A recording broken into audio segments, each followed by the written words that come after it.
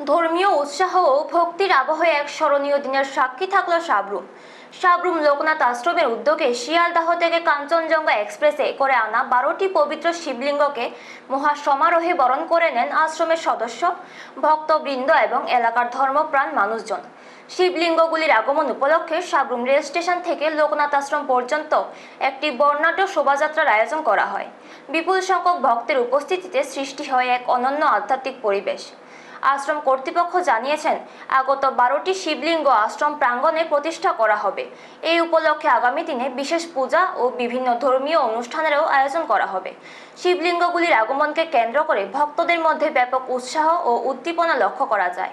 এই পবিত্র আয়োজন শুধু ধর্মীয় অনুভূতিকে জাগ্রত করেনি, বরং ভক্তি, ঐক্য ও আধ্যাত্মিক চেতনার এক সুন্দর বার্তাও পৌঁছে দিয়েছে সাবরুমবাসীর কাছে।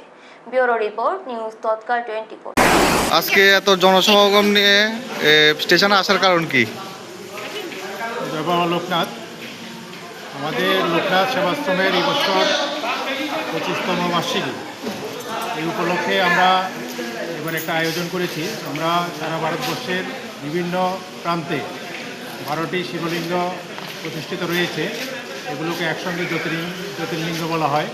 তো আমরা এবার এই আমাদের 25 বছর পূর্তি উপলক্ষে আমাদের লোকনাথ সেবাশ্রমে আমরা এই জ্যোতির্লিঙ্গ প্রতিস্থাপন করার একটা সিদ্ধান্ত গ্রহণ করেছি। সেই মোতাবেক আজকে বেনারস থেকে কাঞ্চনজঙ্ঘা এক্সপ্রেসে করে আমাদের এই জ্যোতির্লিঙ্গগুলো এখানে এসে পৌঁছেছে। এগুলোকে আমরা রিসিভ করে নেওয়ার লোকনাথ আশ্রমে নিয়ে যাওয়ার জন্য আমরা সবাই এখানে আজকে সম্মিলিত হয়েছি। আমরা আগামী দিনে লোকনাথ সেবাশ্রমে এটাকে প্রতিষ্ঠিত করব। আমাদের আগামী জন্মাষ্টমীতে, ভাদ্র মাসে জন্মাষ্টমীতে সেখানে লোকনাথের 25তম বার্ষিকী উৎসব পালন করা হবে। সেই উৎসবে আমরা এটাকে প্রতিস্থাপন করব।